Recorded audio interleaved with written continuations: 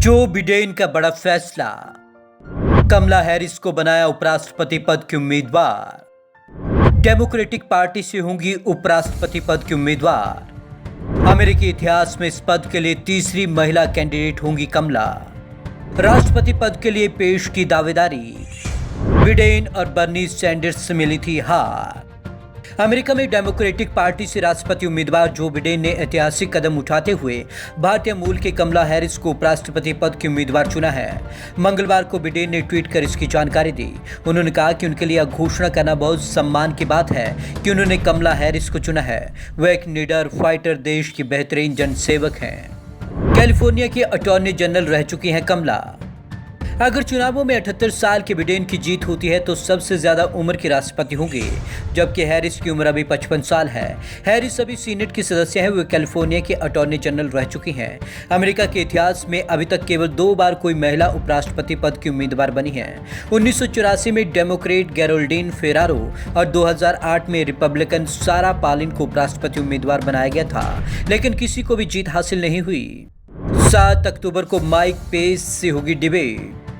कमला Harris America के उपराष्ट्रपति पद की पहली अश्वेत उम्मीदवार है। अब 7 अक्टूबर को उनके उपराष्ट्रपति माइक पेंस से डिबेट होगी।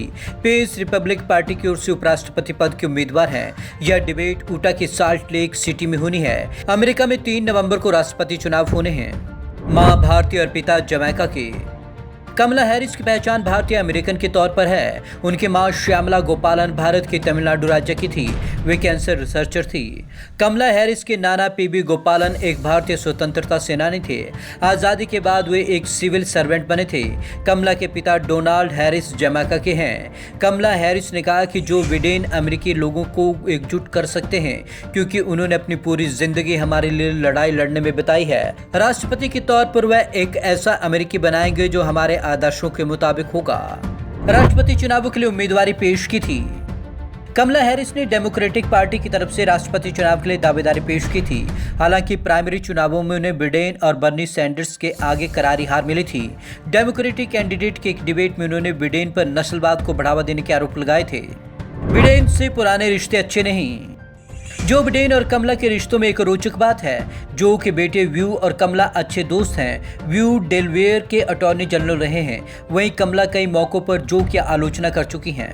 भारतीय अमेरिकियों और अश्वेतों में अच्छी पकड़। कमला हैरिस की मां भारतीय और पिता जमैका के होने के चलते उनकी दोनों कम्युनिटी में अच्छी पकड़ है। जॉर्ज फ्लॉयड की मौत के बाद से अश्वेतों में सरकार के खिलाफ गुस्सा है। ऐसे में डेमोक्रेटिक पार्टी उन्हें अपनी ओर खींचना चाहती है। देश के लिए अच्छा दिन, ओबामा। अमेरिका के पूर्व राष्ट्रपति बराक ओबामा ने कमला हैरिस को चुने जाने पर कहा, यह देश के लिए अच्छा दिन है। वे पूरी तरीके से तैयार हैं। उन्होंने अपना पूरा करियर देश के संविधान की रक्षा में बताया। इसके साथ ही स्पीकर नैन्सी पेलोसी और पूर्व राष्ट्रपति बिल क्लिंटन ने भी कमला हैरिस को बिडेन का मजबूत पार्टनर बताया। ट्रंप बोले, हैरिस के चुने जाने से हैरान हूं। अमेरिका के राष्ट्रपति और रिपब्लिकन उम्मीदवार डोनाल्ड ट्रंप ने कहा कि कमला हैरिस को डेमोक्रेटिक पार्टी का उपराष्ट्रपति उम्मीदवार चुने जाने से हैरान है। प्राइमरी चुनावों में उनका प्रदर्शन बहुत खराब था। इसके साथ ही वे बिडेन के लिए बहुत बुरा बोलती रही हैं। उन्होंने कभी उनकी इज्जत नहीं की। ऐसे में बिडेन का हैरिस को चुनना हैरान करने वाला है। Bureau report, Punjab Kesari TV, Chandigarh.